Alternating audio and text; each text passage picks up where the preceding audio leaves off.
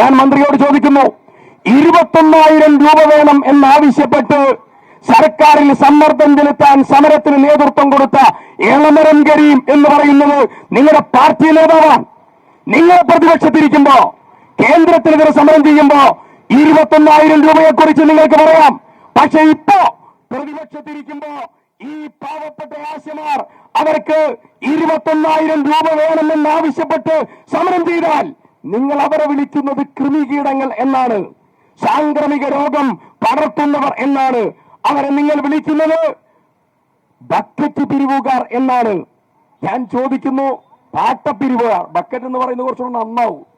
പാട്ടപ്പിരിവുകാർ അധിക്ഷേപിക്കുകയാണ്.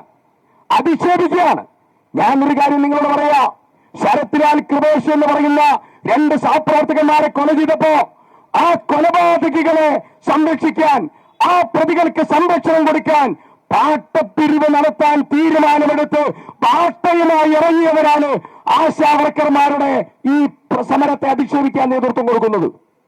KB തോമസിന് ഡൽഹിയിൽ നിങ്ങൾ കൊടുത്ത ശമ്പളം, PSC മെമ്പർമാർക്ക് ഇവിടെ പ്രഖ്യാപിച്ച ശമ്പളം, കൊലപാതകികളെ സംരക്ഷിക്കാൻ ഷുഹൈബ് ഉൾപ്പെടെ, ഷുക്കൂർ ഉൾപ്പെടെ, ശരത്ലാൽ കൃപേഷ് ഉൾപ്പെടെ ആ പ്രതികളെ സംരക്ഷിക്കാൻ നിങ്ങൾ ഡൽഹിയിൽ നിന്ന്, ബോംബെയിൽ നിന്ന് മനീന്ദർ സിംഗ് അടക്കമുള്ള അഭിഭാഷകന്മാരെ കൊണ്ടുവന്നപ്പോ കോടിക്കണക്കിന് രൂപ ഈ ഖജനാവിൽ നിന്ന് ചെലവഴിക്കാൻ നിങ്ങൾക്ക് ബുദ്ധിമുട്ടില്ല.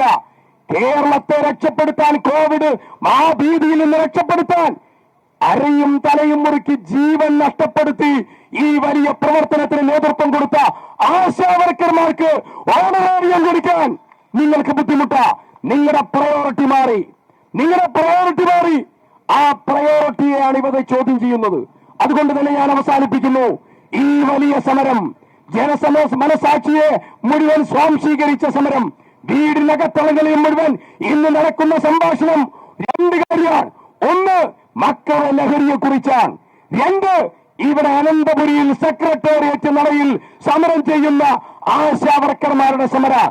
അതിന്റെ കാരണം കേരളത്തെ കോവിഡിൽ നിന്ന് രക്ഷപ്പെടുത്താൻ നിങ്ങൾ നടത്തിയ ധീരമായ പോരാട്ടമാണ്. നിങ്ങൾ കൃമികീടങ്ങളല്ല, സാംക്രമിക രോഗം പടർത്തുന്നവരല്ല. കേരളത്തിലെ പൊതുജനാരോഗ്യ സംരക്ഷണത്തിന്റെ ഏറ്റവും വലിയ ആർമി ഏത് എന്ന് ചോദിച്ചാൽ ആർമിയുടെ പേരാണ് ആശാവർക്കർമാർ. അതുകൊണ്ട് തന്നെ നിങ്ങൾ നടത്തുന്ന ഈ ധീരമായ പോരാട്ടത്തിന് എല്ലാവിധ പിന്തുണയും നൽകുന്നു.